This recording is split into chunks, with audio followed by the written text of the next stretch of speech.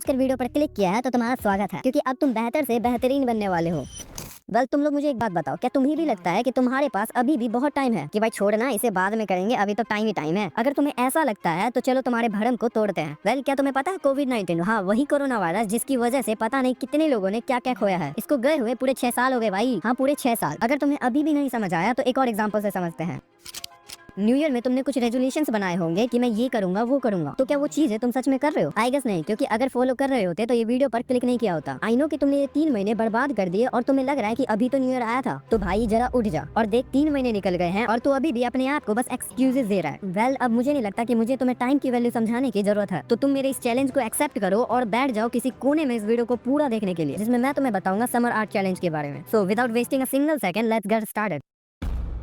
देखो, summer arc winter arc से बेहतर इसीलिए है क्योंकि समर आर्क एक ऐसा फेज है जिसमें तुम्हारे पास वो सब कुछ होता है जो तुम्हें नीड है सेल्फ इंप्रूवमेंट के लिए। देखो, तुम्हारे पास पूरा दिन होता है, कोई स्कूल नहीं, कोई असाइनमेंट्स नहीं, कोई भी प्रेशर नहीं, तो तुम फिजिकली और मेंटली फ्रेश होते हो क्योंकि अभी तुम रात भर पढ़ाई नहीं कर रहे होते, स्ट्रेस में नहीं हो, तो तुम इजिली नए स्किल्स को सीख सकते हो। देखो, समर आर्क वो टाइम है जब लोग या तो अपनी लाइफ को बदलने के लिए काम शुरू करते हैं या फिर वही घिसी पिटी चिल मोड में चले जाते हैं, लेकिन डिसाइड तुम्हें करना है कि तुम्हें किस कैटेगरी में जाना है। वेल, मुझे नहीं लगता कि विंटर आर्क के बारे में बता के तुम्हारा टाइम वेस्ट करना चाहिए, क्योंकि मुझे पता है तुमने यूट्यूब पर ऐसी कई वीडियोस देखे होंगे जिसमें तुम्हें विंटर आर्क के बेनिफिट्स के बारे में बताया होगा। तो अब तुम लोग बोलोगे कि भाई मैं विंटर आर्क शुरू तो कर लूं, पर मुझे समझ ही नहीं आता कि दिन भर में मुझे करना क्या है।